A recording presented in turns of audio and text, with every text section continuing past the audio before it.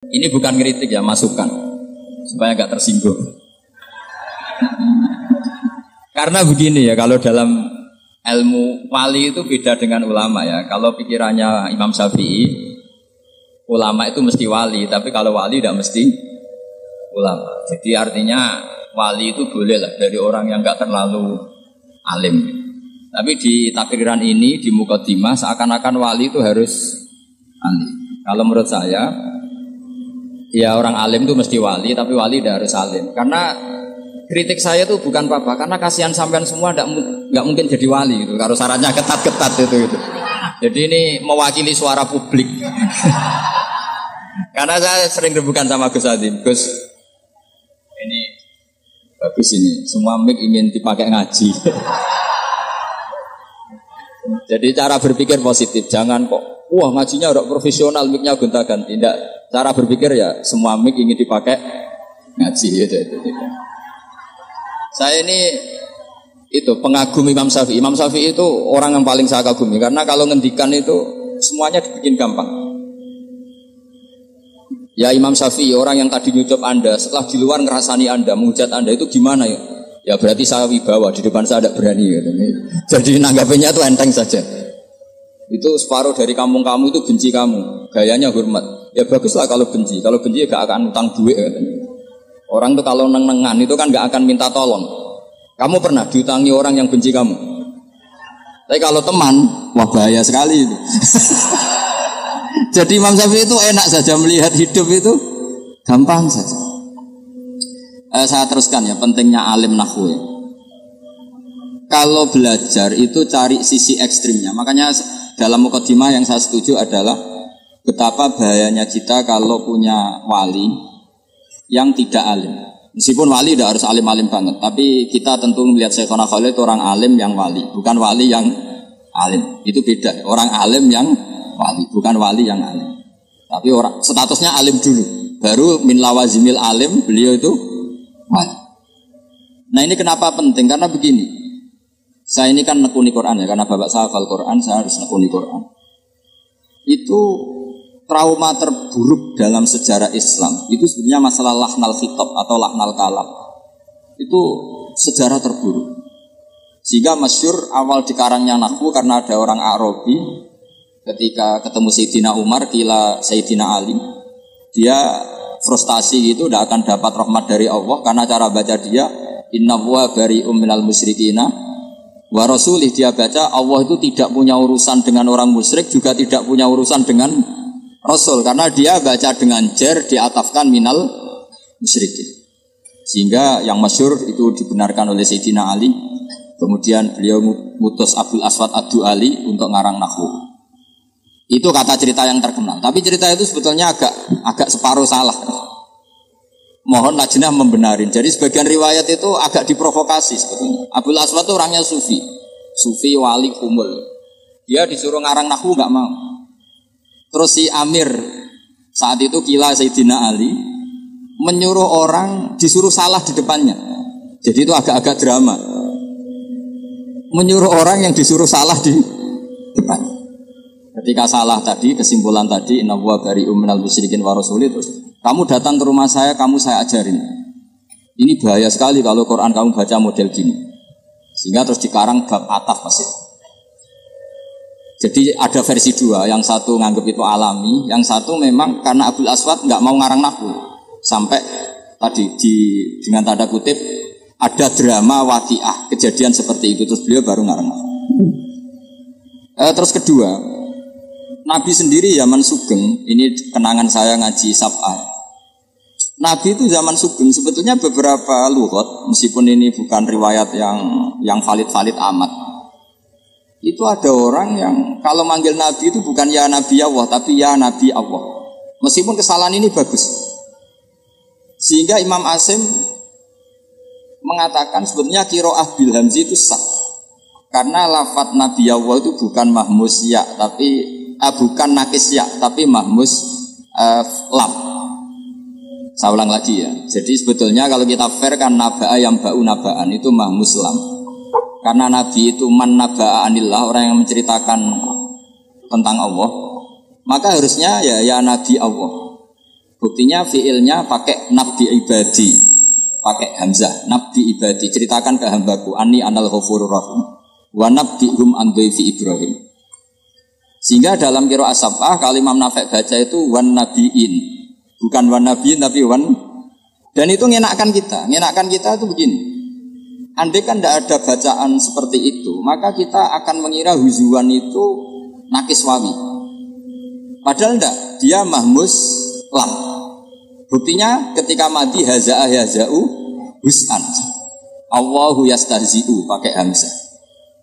Andai kan tidak ada kiro asap, maka orang ngira itu nakis wawi. Dan sampai nyari kamus nganti mati, hidup mati lagi, gak ketemu. Ketemunya itu di mahmus. Nah, sehingga saya suka kalau ada wali atau ulama ngarang nahwu itu suka. Saya termasuk suka baca nahwunya Syekhona Khalil. Dulu ketika saya kecil terkenalnya Syekhona Khalil itu bisa mengalfiahkan menjadi ilmu hakikat atau menghakikatkan alfiah. Begitu juga Kiai Jazili Peloso. Dan itu ketika kita sudah hafal alfiah, hafal terus paham, itu memang benar-benar itu jadi nasihat yang luar biasa. Contoh-contoh yang ada di alfiah. Nah, kenapa itu penting? Karena andai kan tidak ada kiroah sab'ah, kita itu tidak pernah tahu kalau kufuan itu mahmuslam. Tapi kalau ada yang baca kuf'an atau kufu'an, kan terus enak gitu. Dan Allah tidak ada siapapun yang menyamainya. Makna menyamai itu kan dari kuf'an, bukan kufuan. Karena kalau kufuan kita anggap kayak ghuswan atau apalah yang kira-kira mirip-mirip nakis wawi. Artinya begini, jangan sampai orang yang punya otoritas ilmu itu gak ngerti sorof. Itu. Nanti bahayanya nanti nakis dikira mahmus, mahmus dikira nakis. Itu betapa bahayanya. Saya itu punya kitab yang di situ diceritakan ironis-ironisnya atau naifnya qari yang baca secara salah. Punya banyak kitab lah tentang itu. Di antaranya adalah ada seorang khotib itu pas khutbah baca ayat wala tangkihul musyrikati hatta yu'min wala amatum mu'minatun khairum min musyrikati walau ajabatkum. Terus dia masih baca wala tangkihul musyrikina hatta yu'minu, masih baca bi fathit ta. Sehingga maknanya menjadi begini. Wala tangkihulan ojo nekai sira kabeh para lelaki, ojo nekai al musyrikin ing lanangan-lanangan musyrik. Jadi semua yang Arabi itu bilang, kebetulan si pinggirnya Arabi tadi ulama. Kalau enggak jadi masalah besar. Apa betul itu Quran? Kalau Quran seperti itu hebatnya di mana? Karena berarti kan maknanya wahai para lelaki muslim jangan menikahi lelaki musyrik. Terus kata si ulama tadi, enggak itu tidak Quran, itu kelirunya khotib gitu. Itu khotibnya yang enggak pernah ngaji ya. Terus yang benar gimana Pak ulama? Yang benar itu yang ayat kedua atau alinea kedua itu bidomit ta wala tungkihul musyrikin. Artinya maknanya wala tungkihul lan ojo nikahno sira kabeh ayyuhal auliya aibanatikum, tentu maf'ul baiknya dibuang, putri-putri kalian semua, atau mauliyatakum ya kalau pakai umum yang Anda waleni, kamu jangan pernah menikahkan perempuan yang kamu waleni dengan lelaki musyrik. Dan kita betapa fatalnya ketika tak yang kedua kamu baca itu kualitas balaghahnya hilang, kualitas maknanya hilang, macam-macamnya hilang. Hanya kesalahan dalam membaca tak bil fathi, bukan bid dhom. Karena kalau bid dhomi jelas dari angkaha yungkihu ingkahan, berarti khitabun lil auliya. Wala tungkihu ayyuhal auliya banatikum ing anak-anak wedon sira kabeh aja mbok nikahno anakmu wedok al musyrikin ing lanangan musyrik. Itu terus clear. Artinya gini, kita misalnya punya guru terkenal wali sudah dicucupi orang banyak terus nahwunya salah. Itu Jibril mesti bingung. Ini Quran saya kok jadi gini, itu gimana itu? Kan kecewa kan, nurunkan dengan afshahil lughat, dengan kelas terbaik, kemudian dibaca dengan secara salah. Fatalnya lagi kalau salah digowirit mandi, lebih parah lagi. Karena nanti yang baca benar nggak berani karena takut nggak mandi. Makanya saya senang kalau ada ulama kayak Syekhona Khalil terkenal wali tapi juga terkenal an-nahwi. Saya dulu ngaji Mbah Mun itu Jamul Jamek loh, kitab yang bulatnya Masya Allah. Seneng saya sama ngaji ulama yang kitab-kitab nahwu yang bulat-bulat. Mbah Mun itu sampai sepuh ya baca Ibnu Aqil, sampai sepuh. Itu memang seakan-akan jadi peringatan bahwa syaratnya ulama yang jadi wali, bukan wali yang menjadi ulama, itu memang harus mutabakhir bil lughatil arabiyyah atau bil lisanil arabi. Kalau istilahnya Quran itu bil lisanil arabi. Wa innahu latanzilu rabbil alamin nazala bi ruhul amin ala qalbika litakuna minal mundzirin bilisanin arabiyyin. Jadi kalau ini di kitab Istidadul Maut maupun Taqriratu Saikhina Khalil itu tetap harus dianalisis sebagai tadi. Jadi ngaji nahwu itu adalah dimulai karena cari ekstrimnya. Termasuk mahdhuf. Mahdhuf itu harus dipelajari. Di sini saya juga baca banyak tentang mahdhuf. Meskipun beliau tidak menyontohkan yang ekstrim, tapi kalau saya suka nyontohkan yang ekstrim. Misalnya begini, sampean yakin Fatihah itu kalamu apa enggak? Kalamu kan? Coba kalau tanpa mahdhuf, Allah ngendikan pada Nabi Muhammad, iya kana budu Muhammad, kepadamu kami menyembah. Coba berarti Allah menyembah Nabi Muhammad. Betapa bahayanya kalau kita agak ngerti nahwu, bahwa dalam sekian lafaz kadang ada mahdhuf, ada muqaddar. Maka semua tafsir mesti mengingatkan wa yuqaddaru qabla qaulihi ta'ala iyyaka na'budu qulu. Karena itu satu-satunya cara. Jadi iyyaka na'budu tetap kalamu, tapi prosesnya begini. Muhammad, mulai sekarang kamu bilang iyyaka na'budu. Terus ke Nabi menirukan iyyaka na'budu. Jadi hadal kalam tarbiyatun minallah, tapi untuk dilafadzkan Kanjeng Nabi. Bukan Allah melafadzkan itu kepada Kanjeng Nabi. Itu kalau nggak ngerti nahwu maka ya karena butuh. Oh ya karena butuh kalamu wah. Berarti qaulullah lin nabi. Terus kamu bayangkan Allah ngendikan kepada Nabi. Iya butuh. Fatal gak itu? Fatal. Makanya dibutuhkan kecakapan ahli nahwu yang mengharuskan. Ya seorang lagi yang mengharuskan itu diberi takdiran yaitu qulu iya karena. Itu ibarat saya punya anak terus saya bilang, "Jong katakan jenengan bapak kulo, Anda bapak saya." Kan tentu anak saya tak bilangin, kamu bapak saya, jenengan bapak saya. Berarti anak saya terus menirukan jenengan bapak saya. Tanpa ditakdirkan itu berarti tahakkum menghukumi anak itu bapak saya. Kan kacau. Itu ahli nahwu yang termasuk contoh terakhir betapa pentingnya nahwu atau balaghah atau apa saja. Di balaghah misalnya diajarkan mawadi'ul fasli wal wasli.